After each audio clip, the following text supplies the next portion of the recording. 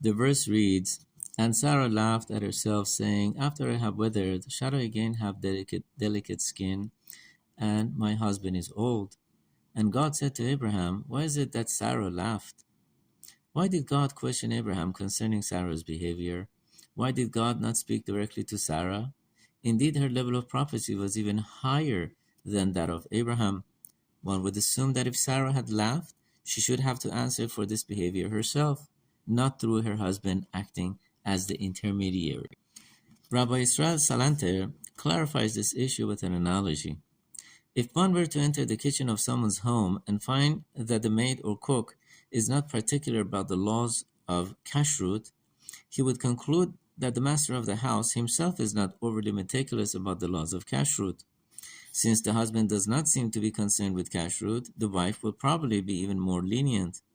Is it then any wonder that the maid is lax in kashrut observance? Alternatively, if the master of the house would be meticulous in kashrut observance, the negative domino effect would not have a source. After all, from whom would the maid learn to disregard the laws? When God saw that Sarah had laughed, he placed the onus of guilt upon Abraham. Apparently, at one time, Abraham must have been slightly permissive concerning his prophecy. This influenced his wife, who compounded the fault and laughed with disbelief upon hearing the prophecy concerning her bearing a child. The lesson is quite simple. We have a responsibility to be aware that every action we do can have a ripple effect upon others. This is especially significant if one holds a position of Torah leadership. People tend to render personal halachic decisions based upon the behavior of their peers, and those who are more learned than they are. The overwhelming responsibility of our actions should increase our circumspection prior to performing particular deeds.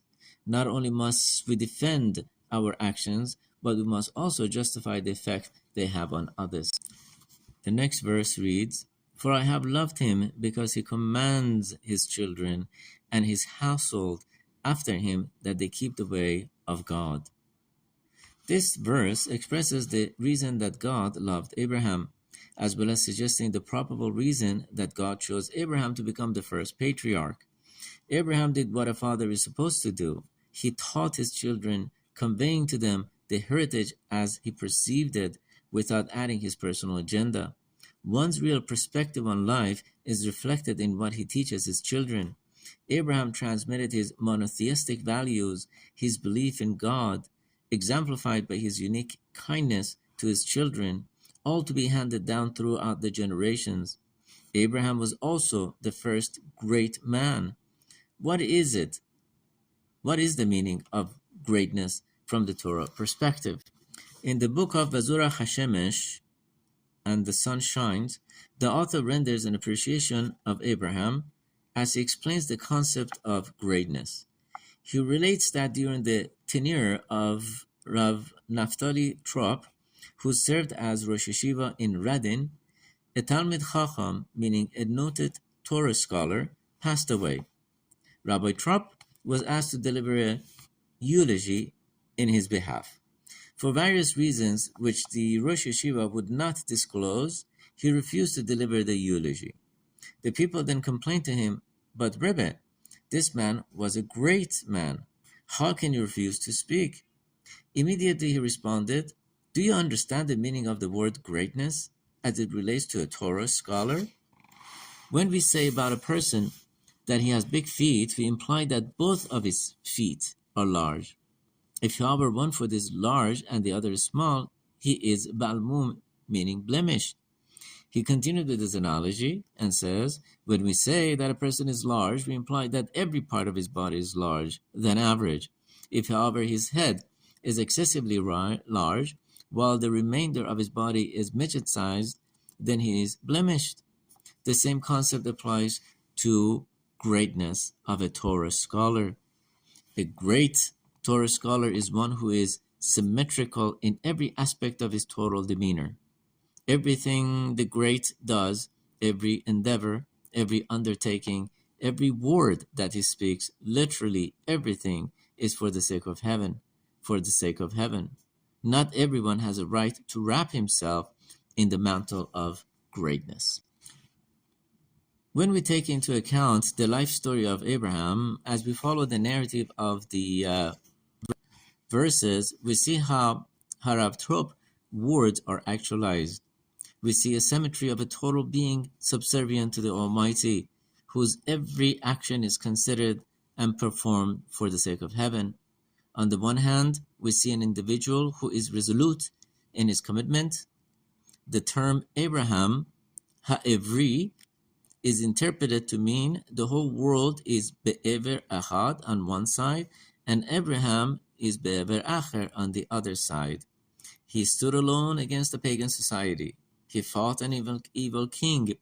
He left his aged father at a time when a son should provide for a parent. Why? Because God told him to leave Haran, his home place. He came to Canaan, the land of Israel, with his orphan nephew Lot, and soon separated himself from him. Why? Because God told him to do so. He fathered the son Ishmael, whom he sent away without feeling, without food, without compassion. Why? Because this was God's command.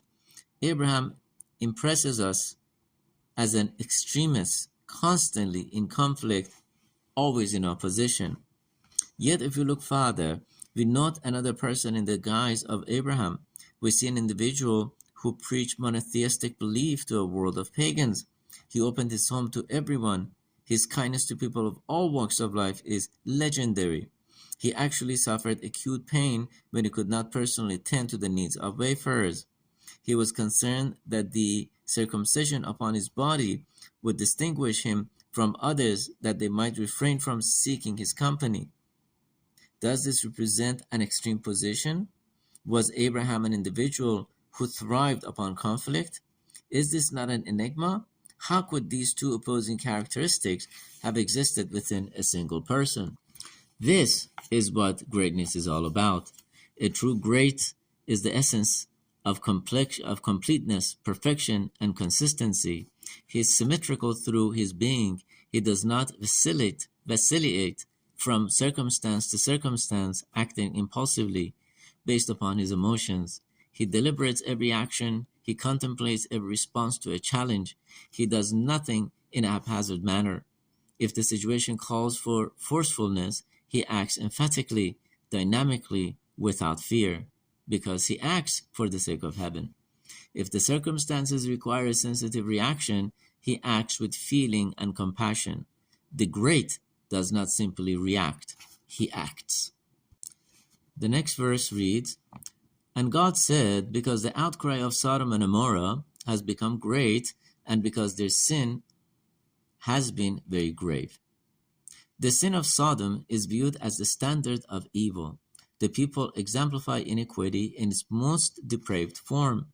The manner in which the Sodomite acted represents a character trait which the rabbis term as Midat Sodom. It has its own unique element of evil. Let us focus on their sin and attempt to come to terms with the question, what was so terrible about the sins of Sodom that has rendered its citizens the eternal symbols of corruption? The prophet Yechezkel says regarding the sin of Sodom, "Behold, this was the iniquity of your sister Sodom. She and her daughters had pride, surfeit of bread and abundance of idleness, and yet she did not strengthen the hand of the poor and the needy."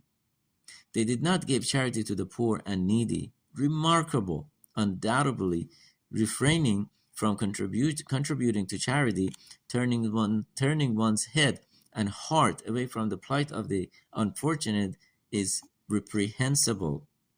But is this the ultimate sin? The people of Sodom were infamous for travesties much more serious than a lack of compassion. Yet the prophet does not indicate that those misdeeds warranted eternal castigation. It was their lack of human sensitivity, their emphatic refusal to help others. Is refusing to sustain another person reason for such condemnation? Rabbi Meltzer posits that in reality, what might be viewed by us as a human failing is much more. It is tantamount to murder. While we may define stealing as taking that which is not ours, it may lead to much more than that. When one witnesses someone literally starving, we might say that although he is not a charitable or fine person, this lack of sensitivity does not affect the person's integrity or decency.